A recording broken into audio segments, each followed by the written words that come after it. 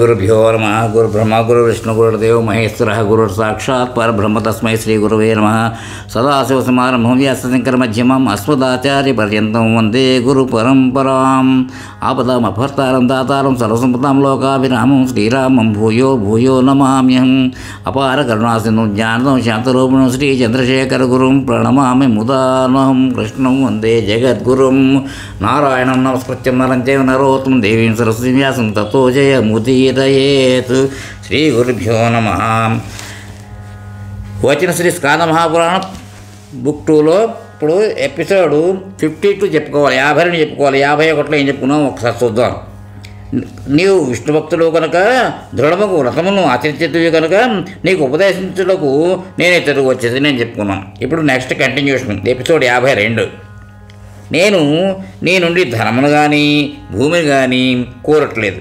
నీవు మందమతివై ఉండక పురుషోత్తమ క్షేత్రమునందు ఉన్న స్వామిని భజింపు అని చెప్పి ఆ సన్యాసి అందరూ చూస్తుండగా రాజు ఆశ్చర్యం పొందగా అతడినే అంతర్ధానం చెందెను.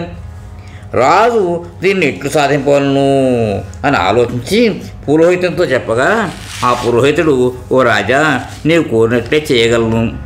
చర్మచక్షువులతో ముక్తిని ప్రసాదించి స్వామిని చూసినట్లు చేయగలను. పురుషోత్తమ క్షేత్రమందు సహాయకులతో కలిసి మనం అందరము నివసించడానికి ఏర్పాట్లు చేయదుము. జన్మించినందుకు ఎంతకంటే ఫలం ఏమి ఉండగలదు.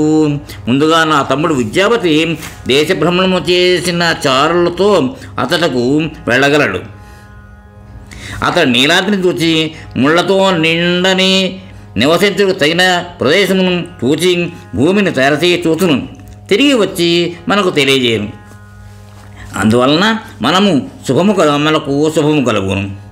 అతడు ఆ విధంగా చెప్పగా రాజు తిరిగి ఇట్లను, ఓ బ్రాహ్మణ, నీవు చక్కగా విచారించి చెప్పినది బాగున్నది. దీన్ని నేను అంగీకరించుటని నేను స్వామి సాన్నిధ్యమును నివసించకు నిశ్చయించుకుంటుంది కనుక నీ సోదరుడు వెళ్ళి నీవు కోరినట్టుగా చేయుగాక అని పలికి ఆనందముగా రాజు అంతఃపురంలోకి ప్రవేశించను. పిమ్మట పురోహితుని తమ్ముడు విద్యాపతిని బ్రాహ్మణుల ఆశీర్వాదములతో అవసరము వస్తువులతో ఒక శుభముహూర్తమున పూల రథంపై పంపాను. అప్పుడు విద్యాపతి రథంపై వెళ్ళుచూ ఇట్లా అనుకున్నాను, నా జన్మ తరించినది. పాపమును పోగొట్టు స్వామి ముఖపద్మమును నేను చూడబోతుంటిని. నీలాద్రిపై నివసించే వారిని చూడగలను. ఎవరి మాయైతే సృష్టి స్థితి లయలు కలుగుతున్నావో నిరూపితము ఆరోపితము హేయము అను రూపములు కలవాడు, స్వరూపము లేనివాడు, ఓంకార స్వరూపుడు, ఒక కాకి తన దాహం తీర్చుకోవడానికి మాత్రమే తన వద్దకు వచ్చినాను. ఆ దేహమునందే స్వరూపముక్తిని అంటే స్వరూపముక్తిని ప్రసాదించిన ఆ స్వామి దృష్టిపథమ ప్రవేశించను. జగత్తునకు మూల కారణమగు స్వామిని నేను చర్మచక్షువులతో చూడబోతుంటని అని ఈ విధంగా ఆలోచిస్తూ చాలా దూరము రథంపై వచ్చినను దాన్ని గమనింపలేదు. ఇట్లే కొన్ని దినములు గడిచిపోయాను. గోవిందుని తలచుతూ గ్రామములను దాటి ఒంటి మామిడి వనమునకు చేరను. అతడి శంఖ చక్ర గదా పద్మములు ధరించిన పెక్కు మంది దివ్యరూపములు ధరించిన వారిని చూచి తనను తాను ధన్యునిగా భావించను. వెంటనే రథం నుండి దిగి సాష్టాంగ నమస్కారం చేసి హర్షాశ్రువులతో నిండిన కనులతో మనస్సులో బయట విష్ణువునే చూస్తూ ముందుకు సాగుతూ ధ్యాన స్తోత్రములు చేస్తూ నీలాచలమును చూచెను. అంతా వెతికిన మార్గమును కానరాక స్వామిని చూడవలన కోరిక గల బ్రాహ్మణుడు దర్భమును పరచి దానిపై పొరుండె. స్వామిని చూసి స్వామినే శరణు కోరను. అప్పుడు కొండ పక్క నుండి ఒక మానవాతీతము స్వరమును వినను.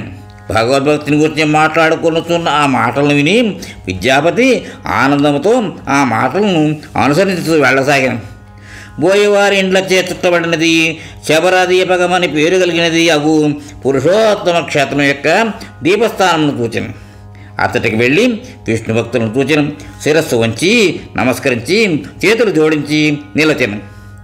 అప్పుడు శరీరం ముడతలబడిన విశ్వావస్సు అను బోయేవాడు పూజను పూర్తి చేసి పూజాశేషంచే ప్రకాశిస్తూ అతడికి ఆ క్షణంలోనే వచ్చెను. విద్యాపతి ఆయన చూచి, ఈ వైష్ణవాగ్రేసరుని నుండి విష్ణువుని గురించి తెలుసుకుందును అని ఆలోచించి ఆ విద్యాపతి బ్రాహ్మణుడితో సంభాషించను. శబరుడు ఇట్లు పలికిన, ఓ బ్రాహ్మణ, ఈ దట్టమైన అడవిలోనికి నువ్వు ఎట్లు వచ్చితివి?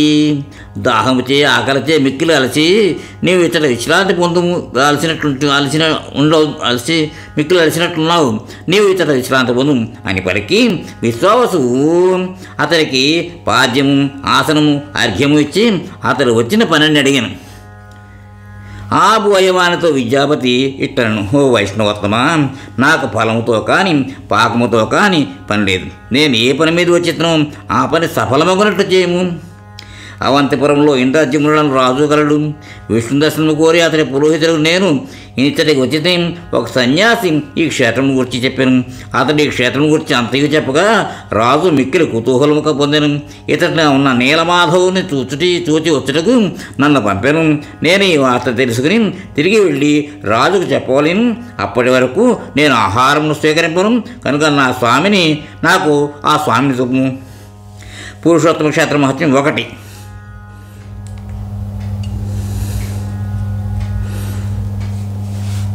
జయమినట్లు చెప్పింది అని ఆ బ్రాహ్మణుడు అడుగుగా, మాకు ప్రాణమగు ఈ జనార్దనుడు రహస్యముగా ఉండిన కదా అని ఆ శబరుడు చింతించను. దురదృష్టం దాపరించినది. నేను చెప్పినచో స్వామి గురించి అందరికీ తెలియను, చెప్పనతో ఈ బ్రాహ్మణుడు శాపము ఇయ్యవచ్చును. ఆ అతిథి యొక్క బ్రాహ్మణుని అదృష్టము చేత త్వరలో భగవంతుని సన్నిధానము అంతర్ధానమగును.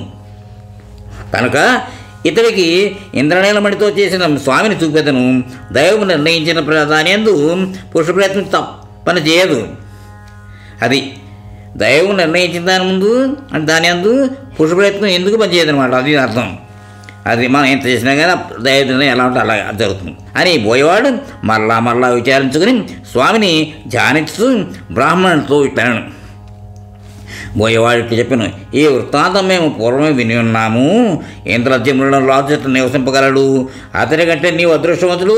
ఏలనగా రాజు కంటే ముందు నీవు స్వామిని చూడబోతున్నావు. అతడికి వెళ్ళదము అని అతడి చేయి పట్టుకుని దట్టమైన అరణ్యంలో తీసుకువెళ్ళసాగాను. ఆ బ్రాహ్మణునికి దారి చూపుతూ ముందుకు సాగాను.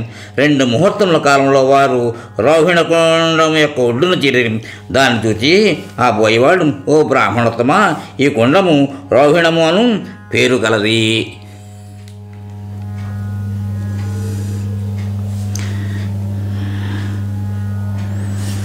దివ్యమైనది. ఇతర స్నానం చేసిన మానవుడు వైకుంఠం చేరును. దీని తూర్పు భాగమున గొప్ప కల్పవృక్షము కలదు. ఆ మర్రి నీడలో ఉన్న వారికి బ్రహ్మహత్యాపాతం కూడా తొలగగలదు. ఈ రెంటి మధ్యలో పొదరింట ఉన్న జగన్నాథుని వేదాంతమునందు ప్రతిపాదింపబడిన స్వామిని చూడము. చూచిన వెంటనే నీ పాపజాలమంతయు నశించును. ఇకపై సంసార సాగరమున పడినందుకు చింతింపగము. అప్పుడు ఆ బ్రాహ్మణుడు ఆనందంతో నిండిన మనస్సుతో ఆ కొండమునందు స్నానం చేసి దూరము నుండి ఆ స్వామికి శిరస్సుతో మనస్సుతో వాక్కుతో నమస్కరించి సంతోషంతో ఇట్లు స్తుతించను. విద్యాపతి పలికిన, ఓ స్వామి, అంతదా వ్యాపించినవాడా, పరాపరా, నీకు నమస్కారం. వేదమూర్తి, నీకు నమస్కారం. సమస్త తీర్థములకు మూలముగు గంగా నీ పాదకమలముల నుండి ఉద్భవిల్లి అన్ని లోకములను పావనము చేస్తున్నది. అట్టి నీకు నమస్కారం. ఓ పురుషోత్తమా, నన్ను కాపాడము. నిస్సారముకు సంసార చక్రములను పరిభ్రమించుతూ రోగము చేత దుఃఖము చేత పీడింపబడుతూ నీ చరణకమలములను శరణవేడి నన్ను ఈ భవసాగరము నుండి లేవనెత్తి రక్షింపు. జయమని ఇట్లు చెప్పాను. స్వామి ఇట్లు స్తుతించి స్వామి ఎదుట ఓంకార మంత్రం జపించుతుండను. జపం ముగిసిన తరువాత ఆ విద్యాపతితో బోయవాడు ఇట్లను. విశ్వావసు పలికిన, ఓ బ్రాహ్మణోత్తమా, స్వామిని నీవు ఇప్పుడు ధన్యుడు అయితివి. సాయంకాలమైనది. క్రూర జంతువులు తిరిగి అరణ్యమునందు నివసించడం ప్రమాదం కనుక సూర్యుడు అస్తమించక మునిపే మా ఇంటికి వెళ్ళదు అని ఆ బోయవాడు వాళ్ళకి బ్రాహ్మణుని చేపట్టుకుని త్వరగా తన ఆశ్రమములకు తిరిగి వచ్చాను. ఆ విధంగా బోయవాడు బ్రాహ్మణుడు సాయం సమయమునకు బోయవాని ఇంటికి తిరిగి వచ్చిరి. ఇద్దరు అన్నమాట. ఉత్తముడు బోయేవాడు తన ఇంటికి అతిథిగా వచ్చిన ఆ బ్రాహ్మణుల భక్ష్యములు భోజ్యములు మొదలైన వాటిచే అర్చించాను. విద్యాపతి మిక్కిలి సంతసించాను. అడవిలో నివసించే ఇతనికి రాజులు తగిన భక్ష్యములు భోజ్యములు ఎట్లు లభించినవి అని ఆశ్చర్యం పొందిన. అప్పుడు ఆ బోయేవాడు మెత్తన మాటలతో వినయంతో ఇట్లను, ఓ పురోత్తమ, పురోహితుడు రాజుతో సమానము.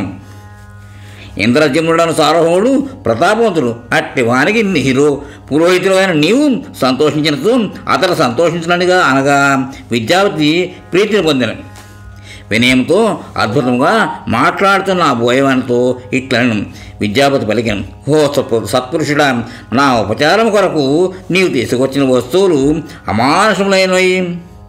రాజులు కూడా వాటిని చూచి ఉండరు. ఇటువంటి దివ్య వస్తువులు బోయపల్లెలో ఉండుట మిక్కిలి ఆశ్చర్యకరం. దీన్ని గురించి తెలుసుకున్న నాకు కుతూహలము మిక్కుడమవుతూ ఉన్నది. పోయేవాడు పలికిన, ఓ బ్రాహ్మణుడా, ఈ రహస్యం వెల్లడించుటకు నా మనస్సు ఎచ్చగించట్లేదు. అయినప్పటికీ అతిథి యందు ఉన్న భక్తి చేత చెప్పుకుంటుంది. ఇంద్రుడు మొదలగు దేవతల గుణములు దివ్యోపచారములతో స్వామిని పూజించుటకు ఇంద్రుడు మొదలగు దేవతల గణములు దివ్యోపచారములతో స్వామిని పూజించుటకు ప్రతిదినము ఇచ్చటకు వచ్చి పూజించి స్తుతించి ప్రణమిల్లి గీతములు వాద్యములు నృత్యములతో స్వామిని సంతోషింపచేయుదురు. పిమ్మట దేవలోకములకు తిరిగి వెళ్ళుదురు. ఈ దివ్యములగు వస్తువులు అన్నీ స్వామిని సేవించిన నిర్మాల్యములు. వాటిని నీకు ఇచ్చితిని. విష్ణు నిర్మాల్యములు సేవించుటచే మాకు రోగములు ముసలితనము లేవు. వేలాది సంవత్సరముల సంతానంతో బంధువులతో ఇచ్చట నివసిస్తున్నాం. విష్ణు నిర్మాల్యమును సేవించడం వలన పాప సమూహము నశించును.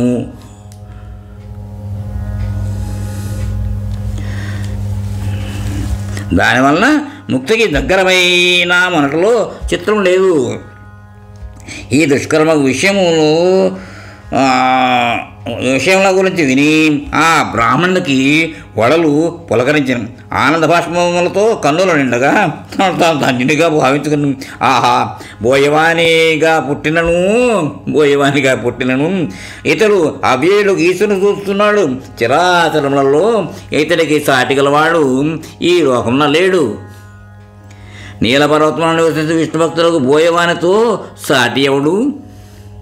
ఇతడితో మైత్రి పెంచుకుని ఈ అడవి ఎందు ఉండిపోయేదను అని ఆలోచించి శ్రీకృష్ణుమై మనసు లేపిన బోయినవానితో ఇట్లను, ఓ సత్పురుష, నాపై అనుగ్రహం చూపి నాతో స్నేహం చేయము. ఇతడ నీతో నివసించు స్వామిని సేవించును. ఓ మిత్రమా, నా భాగ్యం వలన నీతో కలయిక సంభవించినది. నీ వంటి మిత్రులతో స్నేహం చేయటం వలన శంఖచక్ర గదాధరులకు స్వామికి తిరిగి స్వామి ప్రత్యక్షం కాగలడు. నేను ఇతడి నుండి తిరిగి వెళ్ళిన తర్వాత ఇంద్రజిమ్న మహారాజు స్వామిని అర్థించుటకే ఇచ్చటికి వచ్చి ఆయన ఇక్కడికి వచ్చి ఆ రాజుగారు ఇంద్రజిమ్న మహారాజు తిరిగి ఇక్కడికి వచ్చి ఇతడిని నివసించగలడు. స్వామికి ఏం ఇష్టమన్నట్లు ఒక గొప్ప ప్రాకారం కట్టించి స్వామికి వేలాది ఉపచారాలను జరిపించనని మహారాజు ప్రతిజ్ఞ చేసి ఉండెను. ఇక్కడితో ఎపిసోడ్కి విరామేద్దాం, తర్వాత కంటిన్యూ. స్వస్తి. ఇంతవరకు మన ఛానల్కి ఎవరైనా సబ్స్క్రైబ్ చేసుకోకపోతే ఇప్పుడే ఈ క్షణమే సబ్స్క్రైబ్ చేసుకుని ఆ పక్క నుండి బెల్ బటన్ మ్రోగించి మమ్మల్ని ప్రోత్సహిస్తారని మనస్ఫూర్తిగా కోరుకుంటూ, సర్వేజన సుఖినో భవంతు, లోకా సమస్త సుఖినో భవంతు. ధన్యవాదాలు. స్వస్తి.